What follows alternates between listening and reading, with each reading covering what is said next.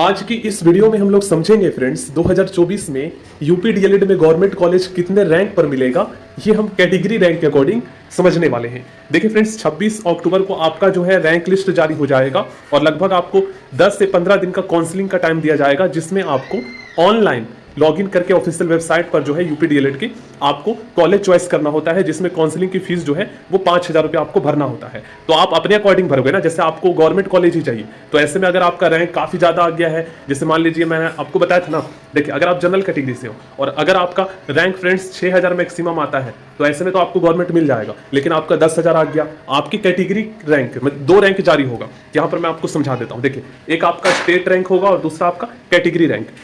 State rank में क्या है, पूरा मिक्स होगा सभी कैटेगरी के स्टूडेंट का।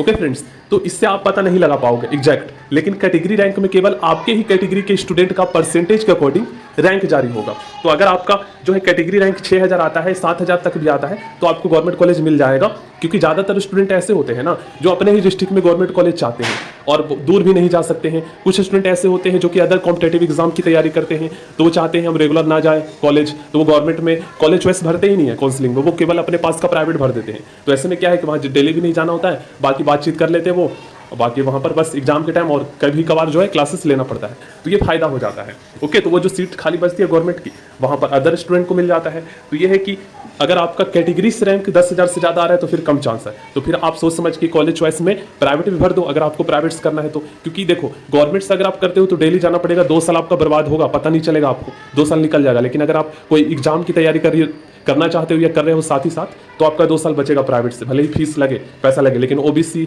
जो ये माइनॉरिटी स्टूडेंट होते हैं, ईडब्ल्यूएस और भी बहुत सारे स्टूडेंट को स्कॉलरशिप भी मिल जाता है प्राइवेट में, SC ST physical with disability को।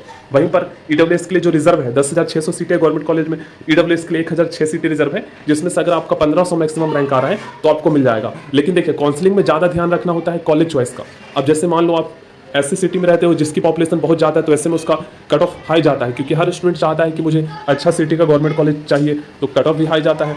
हर मतलब देहात एरिया का जहाँ कम पॉपुलेशन है उससे 5 से 6%। तो ऐसे में आप ध्यान रखना, मेन सिटी का भी कॉलेज चॉइस भर दो और अपने आसपास का भी किसी डिस्ट्रिक्ट का भर दो जहाँ जा सकते हो, क्योंकि दूर भरोगे जहाँ नहीं जा सकते तो फायदा क्या है। ओके, वहीं पर ओबीसी का मैक्सिमम 2500 रैंक आता है कैटेगरी रैंक, तो आपको मिल जाएगा पूरा यूपी का। वहीं पर एससी कैटेगरी का 2500 आता है तो भी मिल जाएगा। एसटी का जो 1800 आता है मैक्सिमम, यहाँ पर मैं बता रहा हूँ एसटी का, ठीक है, ये तो सीटें रिजर्व है इतना। पीएच कैटेगरी का 500 मैक्सिमम एंड स्वतंत्र सेनानी कोटा पोती का 500 पर भी मिल जाता है।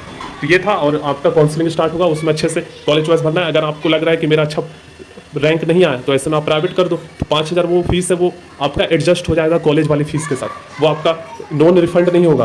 वैसे नॉन रिफंडेबल है, तो रिफंड जब होगा जब आप कॉलेज में एडमिशन ले लेते हो किसी न किसी कॉलेज में।